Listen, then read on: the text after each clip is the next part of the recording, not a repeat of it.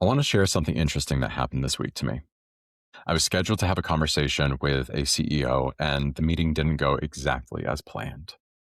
Shortly after that, I received a message that suggested that I hadn't included the recording link in the invite.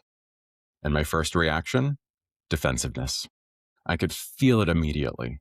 My chest tightened, my mind started drafting the reply, and my forehead felt like I could shoot out a laser beam.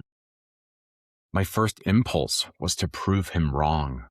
No, the link was there. Right here. It's here. Right here. Look. And that's the moment when I realized I was being defensive because I felt accused. And when we feel accused, the nervous system moves quickly into protection. So instead of firing that message back, I paused, and it reminded me of something we don't talk about enough in leadership. Many times, accusations are not about facts. They're about discomfort. When something goes wrong, the body reacts first. Maybe it's frustration, embarrassment, or the feeling of being disrespected. These sensations arrive quickly, and if we're not aware of them, the mind starts looking for someplace to put them because they're uncomfortable. The easiest place is onto another person. So instead of saying, something didn't work here, can we look at this together? The nervous system pushes out a story. You didn't do your job. You caused this. You disrespected me. The accusation becomes a way to discharge the feeling. But here's the problem. Accusation creates emotional unsafety. Even if the other person doesn't report to you, even if it's just a small interaction, the moment somebody feels blamed, their body tightens. And now the conversation is no longer about solving the problem. It's about protecting ourselves. Power makes this pattern even more dangerous. Because when a leader accuses, people rarely challenge it. They absorb it, they get quiet, or they get defensive. Or worse, they start working out of fear. And once fear enters the team, trust leaves the room.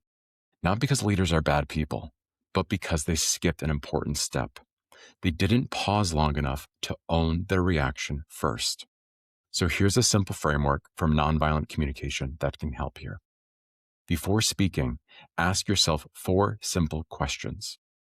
What actually happened? What am I feeling? What do I need right now? And what is it that I'm requesting? So instead of saying, why didn't you include the link? A leader might say, I couldn't find the meeting link this morning, and I felt frustrated because I had blocked that time off, and time is important to me. Could we double check the invite together? Same situation, very different impact. One pushes blame. The other creates collaboration. And just to close the loop on the story from the other day, once I slowed down, I responded in a calmer tone. I acknowledged that it's frustrating when a meeting doesn't work out and time feels wasted. Then I shared with him that the link was showing on my end and suggested that we double check the event together. It turns out it was just a calendar syncing issue. Not a big deal. So we rescheduled, and now we're testing the new invite to make sure everything works. A small technical hiccup solved through collaboration instead of escalation. Real leadership isn't just about managing other people. It's about managing the moment between feeling and reaction. That small pause is where emotional intelligence lives. And when leaders learn to hold that pause, something powerful happens. People feel safe around them, not just physically, emotionally. And emotional safety is the foundation of trust.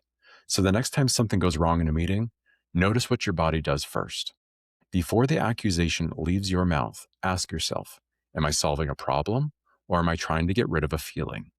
Because great leaders don't outsource their emotions. They regulate them. And that steadiness is what allows everyone else in the room to do their best work. If you want to explore this kind of leadership more, you can check out my podcast, Just 15 Minutes, where I talk with leaders about the ways that they stay steady under pressure. Because leadership pressure isn't going away. But how we respond to it, that's something we can train. Be well, and I'll see you on the next one.